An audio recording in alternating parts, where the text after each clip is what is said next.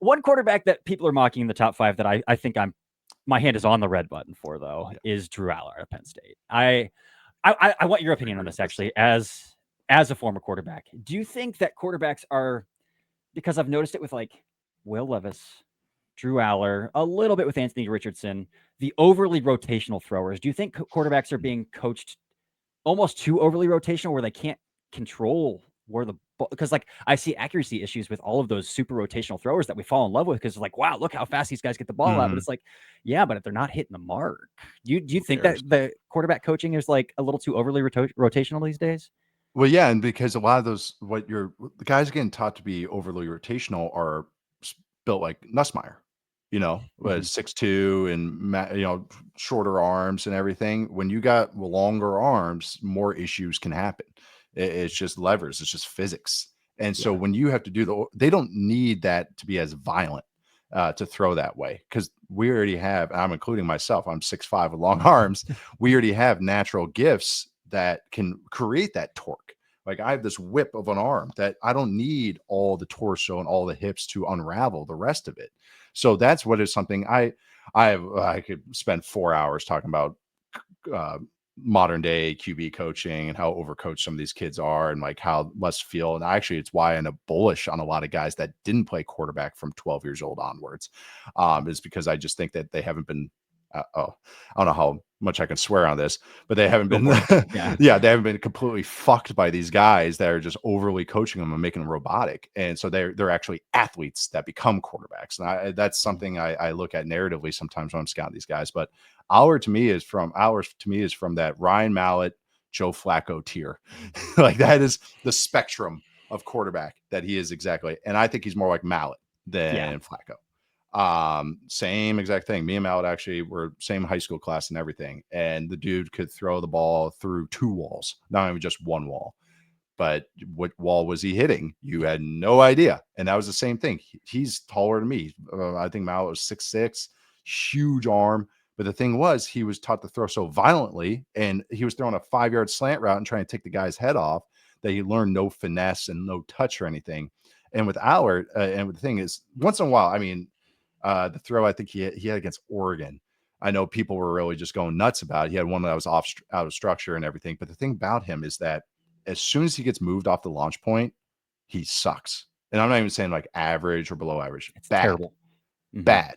And I am fine saying that. I don't need charting. I need my eye test. I have the charting, and I can tell. I know that's what I mean. That's like guys I work with Matt Harmon all the time, and so many times I'm like, oh, this receiver did this, and oh yeah, this receiver did this, and I'm like, anecdotally, I don't know what the charting says, and he'll be like, yeah, that matches. And I'm like, okay, good, but with Allar, it's just as soon as he has to move one step, that his throws nosedive. It's always consistent. It's the same thing. He always throws it at a guy's feet. Guess what? If you're a dude that's been quarterback since 9, 10, 11, 12 years old, I don't want to see that. You better be able to move and throw the football. So even though he has tools and he has all these things, and he's also in a very, very, very friendly, heavily designed offense that makes it, and he's very robotic. You can tell it's good. I'm like, not going to knock the coaches. They are not there to go, hey, I'm making you the number 1 pick. They're there to win football games. If I develop you, that's a nice, side thing. But oh my God, I watch him progress, and you could hear the coaching in his head go 1 to 2 to 3. Okay, throw. It's like he doesn't shortcut anything. And if he does have to shortcut anything, it's like, oh, hold on to your hat. So yes, he has tools. He has size. He's not a terrible athlete. He's just not a good thrower when he moves off of it. It's still an idea more than anything. And by this point in time, I would like to see more than just an idea, especially how he's being sold right now. People are selling him like he's just this big arm. You have no idea where the ball is going. You have no idea how his processing is. So it's like, yeah, I'm bearish on him. Not saying he's awful, the worst thing I've ever seen, but a guy that like I'm keeping out of the first round conversation, really keeping out of the second round conversation. I view him right now as a round 3 graded guy. And that's really just more off the tools and traits.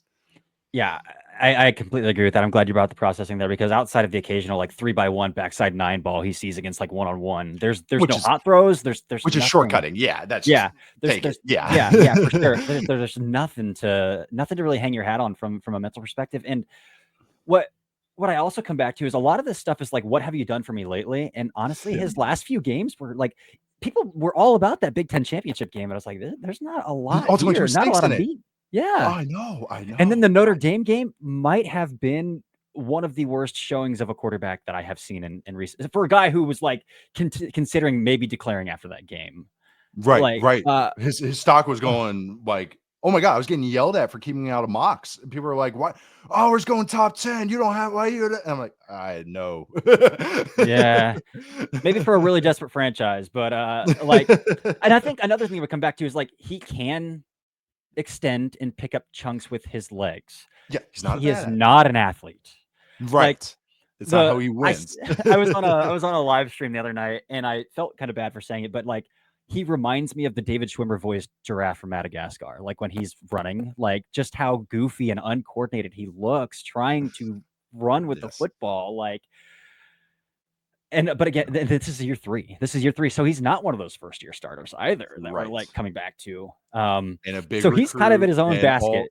He went to all the camps, and that stuff matters to me too, because it's like I want to see growth from that. And it's like, you have what I consider day one issues, like stuff I would try to teach a high schooler how to fix, So like the fact that his feet are a mess. His lower half is a mess. They're a mess. And I know he's longer legged, and that's harder. And that also speaks to guys like Arch or Mendoza. They are long legged too. I mean, Mendoza's 6'5", Arch is 6'4". His base is awesome. His feet are awesome. Look how tight their feet are.